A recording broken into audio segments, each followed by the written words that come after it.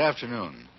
No matter what your point of view may be, there is significant in the growth in Chicago and across the United States, if not around the world, of a movement known as the Black Muslims, a movement which is popularly believed to preach a doctrine of hatred for the white race and the ultimate supremacy of the Negro race. The headquarters of the Muslim movement is here in Chicago in the 5300 block of South Greenwood, and its leader now is known as Elijah Muhammad. He's in residence here. The most active person in the spreading of the Black Muslim movement is Elijah Muhammad's second-in-command, who calls himself Malcolm X. And Malcolm X is our guest today on City Desk. Across the desk, our panelists this week are NBC newsmen Charles McCune, Floyd Calver, and Len O'Connor. And Mr. X, may I begin by asking you, if you will please, outline for us the platform and policies of the Muslim organization. Well, the platform that the Honorable Elijah Muhammad, our religious leader, stands upon is the platform of complete freedom, justice, and equality for the 20 million black people, or so-called Negroes here in America.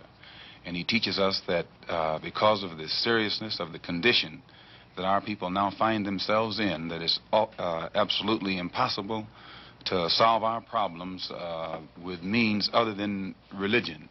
And he teaches us that the religion of Islam is the only religion that will instill within our people the incentive to stand on our own feet. And instead of trying to force ourselves upon whites or force ourselves into the white society or blame the white man for our predicament and constantly beg him for what he has, he says that the only way that we can solve our problem is to unite together among ourselves, among our own kind, clean ourselves up, rid ourselves of the evils that we've become addicted to here in this society, and try and solve our problem ourselves. Then I referred to the popular belief that the Muslims preach a hatred for the white race. You do not subscribe to this, then? No, I've never heard the Honorable Elijah Muhammad teach or preach hatred for anyone. He preaches hatred against evil, against drunkenness, against dope addiction, against poverty, and against having to beg for the things that a man is supposed to have. But I've never heard him teach us or any of his followers hatred toward any human being. Do you think that some of his followers possibly then have misinterpreted the word that they've heard and follow a practice of hatred for the white race? I don't think that any Muslim practices hatred toward anyone. We have businesses around the country that are patronized by whites, and we have many businesses here in Chicago, and our customers are white as well as our own kind. And a white person can go into any of these places of business, and he'll have to admit that he is treated with more respect, and he finds more dignity there than he will find among the so-called Negroes who profess to be teaching love for everyone. Twice you've referred to the Negroes as the so-called Negroes. You find some fault with this description, yes. I gather. Mr. Muhammad teaches us that Negro is a term that was applied to us during slavery by the slave master. And right today, it's a term that is used only to point out the descendant of slaves. It's never used for black people, period. Africans can come to this country. They aren't called Negroes. And if they are called Negroes, they resent it. So if Negro meant black, as we've been taught, it would be a term that would be applicable to or applicable to everyone. But he says that it is something that means a slave, or something who is, it means something that has been left out of society, politically, economically, educationally, and otherwise. You don't think of it as an anthropological term? Definitely. It's not an anthropological term. It's a slave term. And it was a term that was invented in America and was used by the slave makers, slave traders, and slave masters, and attached to the property or the chattel or merchandise that our people represented in that particular day. Mr. O'Connor. What is your real name? Malcolm X. Is that your legal name? As far as I'm concerned, it's my legal name. Have you been to court to establish that you are? I didn't have to go to court to be called Murphy or Jones or Smith. Excuse me for answering you this way. That's all right. If a Chinese person were to say his name was Patrick Murphy, you would look at him like he's insane, because Murphy is an Irish name, a European name, or the name that has a Caucasian or white background. And a yellow person, Chinese is a yellow man, and he has nothing to do or no connection whatsoever with the name Murphy. And if it doesn't look proper for a person who is yellow or Chinese to be walking around named Murphy or Jones or Johnson or Bunch or Powell, I think it would be just as improper for a black person or the so-called Negro in this country, as we're taught by the Honorable Elijah Muhammad, to walk around with these names. And therefore, he teaches us that during slavery, the same slave master who owned us put his last name on us to denote that we were his property. So that when you see a Negro today who's named Johnson, if you go back in his history, you'll find that he was once his grandfather, or one of his forefathers was owned by a white man who was named Johnson. If his name is Bunch, his grandfather was owned by a white man that was named Bunch. Would you mind telling me what your father's last name was? My father didn't know his last name. My father got his last name from his grandfather, and his grandfather got it from his grandfather, who got it from the slave master. The real names of our people were destroyed during slavery. Was there any line, any point in the genealogy of your family when you did have to use the last name, and if so, what was it? The last name of my forefathers was taken from them when they were brought to America and made slaves. And then the name of the slave master was given, which we refuse. We reject that name today. You mean you won't even tell me what your father's supposed last name was or gifted last name was? I never acknowledge it whatsoever. Let me ask you about the status of Elijah Muhammad. First of all, is he ill? I spoke to him today. He is in better health than he has been. He's suffering from asthmatic bronchitis. Is that why he didn't attend your rally on last Tuesday? Yeah, the only reason that he didn't attend was his ill condition, and the weather here, especially on that particular day, was of such nature that it would have been almost insane for him to come. Well, now, did you hold that meeting last Tuesday because it coincided with the general election, the primary election? I think if you study the history of Mr. Muhammad's work and religious work in this country, we've had our convention on February the 26th every year for, I think, the past 33 years. Well, now, while you don't care to discuss your former name or the name that the slave master gave to your antecedents, it is a matter of record that Muhammad's last name was Poole, Elijah Poole. No, that's the name that his slave master gave to his grandfather or great-grandfather, but that's not his name. Well, his mother and father thought when they called him Elijah Poole that that was his name. They didn't know any better. Well, if they didn't know any better or not, they thought that was his name. Yes, sir, but, sir... But what I'm trying to find out is when did he cease to be Elijah Poole and get to be Elijah Muhammad? In 1931, I think it was, in Detroit, he was taught the true history of our people and made aware at that time that he was wearing an English name, and by not being an Englishman, he looked out of place. And his teacher gave him the name that he's wearing today, Muhammad, Elijah Muhammad. All right, now when did he become what he purports to be in your literature, the son of Allah? I've never heard the Honorable Elijah Muhammad referred to as the son of Allah. The prophet of Allah. I've never heard him referred to as the prophet of Allah. What do you refer to him Messenger of Allah. All right, the messenger of Allah, and I appreciate the correction. Yes, he says that a prophet is somebody who predicts the future, and he's not predicting the future, whereas a messenger is someone who carries a message that has been given to him by one who authors that message. Why, now, who gave him the message, and to whom is it supposed to be delivered? Master W.F. Muhammad, the one who taught him, is the author of the message. He gave it to the Honorable Elijah Muhammad, which makes him the messenger. And he's to deliver that message of truth and righteousness to the 20 million American so-called Negroes, which means he's to teach us the truth, which will awaken us, and then show us how to live a life of righteousness, which will automatically qualify us for recognition as human beings by all other righteous human beings here on this earth. Well, now, one other question. With reference to what Mr. Hurlbut asked you a little bit ago, you took a very moderate position of wanting independence without having any hatred for the whites. Do I understand that correctly? Hatred is not involved in it whatsoever. Well, I recall in a recent plane crash, 2 or 3 years ago, or less than that, a charter flight on Air France in which a group of people from Atlanta, Georgia, were, as they say in the business, as they took off from Orly Field. And you were quoted at that time as expressing great gratification that this tragedy had occurred. Do you recall that? I recall it. What did you say? Do you remember? The press interpreted it and misrepresented it. What did you say? They said that it was made at a Muslim meeting. It wasn't.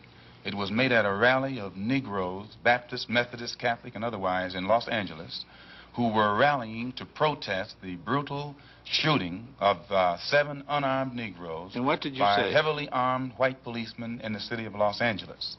And because we are a people who have been taught by the Honorable Elijah Muhammad to never carry weapons of any kind, but to get on God's side and rely on God to fight our battles for us, at the time that these brothers were shot down so brutally, I pointed out at the funeral of the brother who died that God would step in and take a hand in giving us some form of justice for the brutal killing of our brother. And when the plane crashed in France, I pointed out to the crowd at this rally that this was an act of God showing his wrath or complete resentment over the brutal form of injustice that had been inflicted upon our poor unarmed brothers. Were you saying that, or do you believe that? At that time, Dr. Billy Graham was in a crusade in Chicago, and the press, your papers here in this city, quoted Billy Graham of also saying that plane crash was an act of God. And if you take time to check the newspapers, I think that you'll find that this is correct. But no one thought that Billy Graham was so wrong when he attributed the crash of this plane to his God. But when we say that it come from our God, then we're looked upon as being, outrageous. I know, but you took the position that this was a matter of satisfaction to you for an injustice done against you, and I think that that's a trifle severe. We did not think that it was a coincidence that 120 of the whites on this plane came from the state of Georgia, a state that has the worst record in the history of America for the mistreatment of black people in this country. Worse than Mississippi?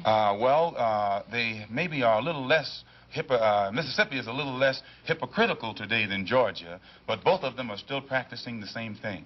Now the whites in Georgia bite Negroes with a smile, whereas they used to bite them with a growl. But they're still being bitten, and we don't think that it is any worse to be bitten with a smile than it is to be bitten with a growl.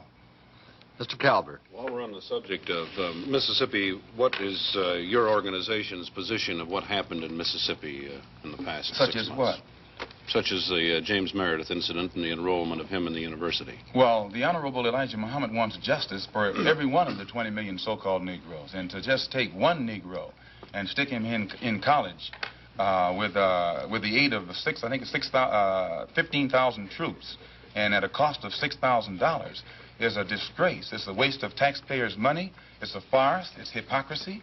Because if it's right for one Negro to be forced into that university, then every Negro in the state of Mississippi who is qualified has the same right to go to that university. And if the government is not ready and willing to enforce the right of every Negro in the state of Mississippi, then, in my opinion, sir, it's only hypocrisy to pretend that they are for justice by pushing one Negro in and blowing it up all over the world to make it look like they're solving the problem when millions of black people in that state are still going to segregated schools and getting an inferior education. Does your organization encourage members to attempt to enter schools that have been known as all white in the past? The Honorable Elijah Muhammad doesn't discourage us from attending white schools, but he does say that it is better for us to go to our own schools, and after we have a thorough knowledge of ourselves, of our own kind, and racial dignity has been instilled within us, then we can go to anyone's school and we'll still retain our race pride, our racial dignity, and we will be able to avoid the subservient inferiority complex that most Negroes have or that is instilled within most Negroes who receive this sort of integrated education. Well, you have a private school operating here in Chicago, at least, and possibly elsewhere, and it's been a subject of controversy lately. What is the acceptance of people who come out of your private schools into schools of higher learning? Yes, we have many students who have graduated from the University of Islam on 54th and Greenwood that are now attending other schools. In fact, just as an example, one of Mr. Muhammad's sons never attended any school in his life but the University of Islam. He later attended DePaul University. He also attended the University of Chicago, and at present he's attending Al-Azhar University in Cairo, one of the oldest Muslim schools in the world. And his daughter-in-law also, who went to school here, is attending the University of Cairo. And then we have other students who have graduated that are attending other colleges and universities in this country. And in our school, we never have any delinquency problems. We never have any dropouts. We never have any disrespect for authority or disrespect for parents. We don't have any kind of juvenile delinquency. All of the things that the regular school system is complaining about, the critics and the most severe critics of Mr. Muhammad has to admit that we aren't plagued with those same problems in our own school. I have listened to your leader, at least on one occasion in convention here. It was 2 years ago, and at that time he advocated the separate state proposition of giving the what you call the so-called American Negro a separate state in which to live, to make their own way. Would you explain that philosophy, please? And have you had any support for it from anybody in official ranks? Your first question first. To my understanding, what Mr. Muhammad has said is that he wants freedom, justice, and equality for the black people here in America, which you agree they don't have. If they did, you wouldn't have a race problem. And he says, if America cannot bring about freedom, justice, and equality for our people in this country, then America should allow us to leave. If we can't get along together, we should be allowed to depart and go someplace where we can set up housekeeping for ourselves. Then he says, if America doesn't want us to go back home among our own people, and at the same time they want to keep us here, since we can't stay here and get along together in peace, he says what America should do is separate part of the country and give us a section where we can live, and give us everything we need to get our particular section functioning independently, support us for 25 years until we are able to function independently in a society of our own, and in this way the problem will be solved. Mr. McCune. You say there's no juvenile delinquency. What is the discipline that you number one, excuse me, practice? Sir. One of the first things that Mr. Muhammad teaches is you have to set an example if you want others to do right. And he teaches the grown-up Muslims to live a highly disciplined and a highly moral life of high morals. And by the parents displaying the highest of morals in front of the children at all times, automatically this sets a pattern or an example for the children. And in our schools, our children, the emphasis is placed upon the recognition of authority. And by the children recognizing authority and respecting authority, it's easy for anyone who is in authority to teach the child and discipline the child and make the child aware of the importance of living a life in accord with the law even after he grows up. How did you happen to join the Muslim movement? I was in prison. I was a very wayward, criminal, backward, illiterate, uneducated, and whatever other negative characteristics you can think of type of person until I heard the teachings of the Honorable Elijah Muhammad. And because of the impact that it had upon me in giving me a desire to reform myself and rehabilitate myself for the first time in my life, and also being able to see the effect that it had upon others, this is what made me accept it. And plus, prior to hearing what he teaches, I had no interest whatsoever in anything serious or any kind of educational pursuits. And I noticed that after being exposed to the religious teachings of the Honorable Elijah Muhammad, immediately it instilled within me such a high degree of racial pride and racial dignity that I wanted to be somebody, and I realized that I couldn't be anybody by begging the white man for what he had, but that I had to get out here and try and do something for myself or make something out of myself. What has been the growth of the Muslim movement? There are conflicting reports as to how many Muslims there are in the United States. Can you tell us? Well, most critics say that the dissatisfied follow Muhammad, that the unemployed and the oppressed follow Muhammad. And I think you'll agree, the sociologists, the economists, and other experts say that the masses of black people are dissatisfied, unemployed, oppressed, and fed up. So that he actually gets his support at the mass level. But now you have other Negroes at the class level who pretend not to go for him, because usually their job has been given to them by the white man. They have positions to which they have been appointed, and they think that the only way that they can protect their job is by pretending in front of the white man that they don't go for Mr. Muhammad either. But you find that he gets how many Muslims do you say there are in numbers? I couldn't say. I've never heard him say, and he's the only one who would know. 500,000? I couldn't say. I think that anyone who does say is not in a position to know, and anyone who knows wouldn't say. What do you think that the Urban League and the NAACP have accomplished for your people? What's your attitude toward them? Well, in their own way, they have been doing their best to bring about freedom, justice, and equality and human dignity for the black people in this country. But today you have such an intense degree of dissatisfaction and impatience existing among our people at the mass level that it is almost impossible to come to them with a program that's going to take another 100 years to solve their problem, and they still be satisfied to wait. So that they have, the Urban League and the NAACP has done a good job within their understanding. But today it takes more immediate solutions. And the solution that the Honorable Elijah Muhammad has is immediate. It's more practical. You think they're not moving fast enough? Well, they're moving as fast as they can. But that's not fast enough for the masses of black people. If a person is sitting on a warm stove and you get ready to let him up, no matter how slow you are, he has patience because it's only warm.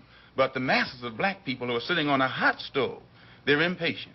And no matter how fast you say progress is being made toward letting them up, that progress is not fast enough for them. Well, the NAACP and the Urban League have both been critical of the Muslims. The NAACP and Urban League have been maneuvered into criticizing us against their own will.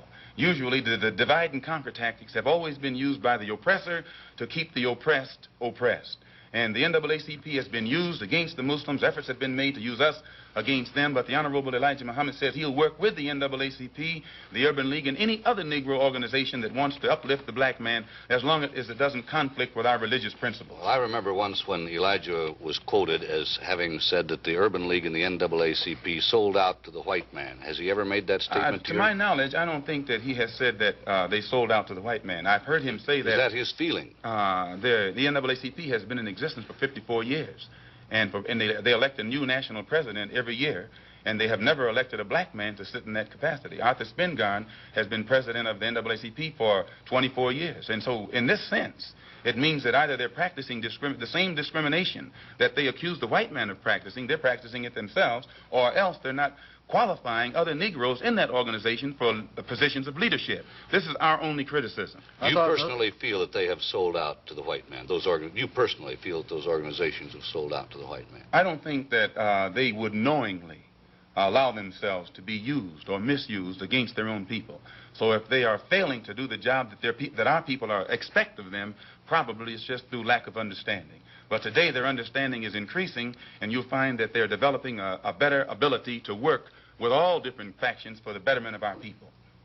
Malcolm, how do you yourself feel about the white man? I believe that the white man has done a great injustice to the black man in this country by having kidnapped our people and brought us here and down to the level that we're on today. And today, instead of approaching the factors that their original mistake has created, instead of approaching these factors objectively and realistically, the greatest sin that they're doing now is trying to pretend that they never committed a crime, that they never did any wrong. And when the Honorable Elijah Muhammad points out the injustices that our people are suffering, they make that sin worse by accusing him of teaching hate, or by accusing him of black supremacy, or by accusing him of advocating violence, simply because he is pointing out the real factors in the problem. We have a little time left. You don't have to hurry so much, Malcolm. You were born in Omaha, is that right? Yes, sir. And your family left Omaha when you were, what, 1 year old? I imagine about a year old. And why did they leave Omaha? Well, to my understanding, the Ku Klux Klan burned down one of their homes in Omaha. This made your family feel very unhappy, I'm sure. Well, insecure, if not unhappy. So you must have a somewhat prejudiced point of view, a personally prejudiced point of view. In other words, you cannot look at this in a broad, academic sort of way, really, can you? I think that's incorrect, because despite the fact that that happened in Omaha, and then when we moved to Lansing, Michigan, our home was burned down again. In fact, my father was killed by the Ku Klux Klan. And despite all of that, no one was more thoroughly integrated with whites than I. No one has lived more so in the society of whites than I. And it was only until I became a Muslim that I ceased living in the society of whites. You say you were thoroughly integrated with the whites, Malcolm. Yes. Do you have white people in your family background? Definitely. Most Negroes in this country have whites in their family background. And how are you going to differentiate between the white blood that's in you and the Negro blood that's in you? And you don't mind my using the term Negro because you use this yourself. I use it interchangeably. I know you do. Why do you do that? Well, I use it if it fits the purpose to use it, but I use it against my will. Do you? But you used it voluntarily in describing the incident in Los Angeles. Still, I use it against my will. I guess the teachings weren't thoroughly inculcated. No, but when I say to you that the cops in Los Angeles shot down 7 unarmed Negroes, every Negro in the audience knows what I'm talking about. But when I say that they shot 7 Muslims, then a lot of the Negroes don't realize that suppose you're you still said talking 7 about colored Negroes. people, because you say you use the term colored people. If you said... I don't think I shot used the 7 word colored on this program. Yes, you did. You did when we It's not started colored. out. I think so. Black people, I'm sorry. You did Black. say black. Well, we can use black, and that fits everybody. Okay. But, sir, the black... Now, let me get back to another point that you made. You said that you go back home. Now, what do you mean by back home? I've only heard the Honorable Elijah Muhammad say, back among our own people. From You whence said back home. You don't mind my saying Right, that. back home. But by that he means... Do you mean back into the roots of Islam, or do you mean back to Africa? Back home. And Africa. by back home he means back into our original civilization. And if you study history, the Islamic culture existed in West Africa, But your Central family Africa. didn't come from an Islamic background originally, did it? I mean, you came from the proud tribes of Africa, which is I think you'll find, pride, sir, that one of the background. that Islam, the Islamic culture, I agree, there is existed a lot of- widely in Africa, Central Africa, I West agree, Africa. I agree. I've met many people in there. Mr. O'Connor. With regard to that tragedy out there in Los Angeles, I myself refer to it when it happened as the tragic police action, so I am not totally biased. Thank you, sir. Coming from Muhammad Speaks, which is the publication of your cult or your religion, Elijah Muhammad referred to the policemen out there, the white policemen, as devils. He said, "There is no justice here for us black people. There is no future for us nor our children in civilized America." Doesn't that imply that you're going to get out, or that's his wish that you get out? If he referred to those policemen out there as devils, who were heavily armed and knew that the Negroes whom they were shooting down in cold blood were not heavily armed, I don't think that those policemen themselves would deny that they're devils, nor would any Negro who witnessed such a deed deny that they are devils. Well, about the other part of it, there's no justice here for us black people. There is no future for us nor our children in civilized America. And I didn't make that up. He said it in his own And he's correct publication. in what he says, sir. Well, what does it mean? Does it mean you're going to get out, or It what? means the same thing that Attorney General Robert Kennedy means when he says that the #1 domestic problem in America is the race problem, that it is almost impossible to solve it. It's almost impossible to give justice to Negroes. One brief thing further. I read also in Muhammad Speaks a quotation that Elijah Muhammad is the only person on earth who is on personal speaking terms with God. Do you believe that? Definitely. You do? We're Definitely. going to have to leave it at that. And Malcolm, I'm sure he's done a good job in rehabilitating you. It was a pleasure to have you on City Desk. I'm in Chicago for the next 3 weeks at the local mosque at 54th and Greenwood for a special lecture series.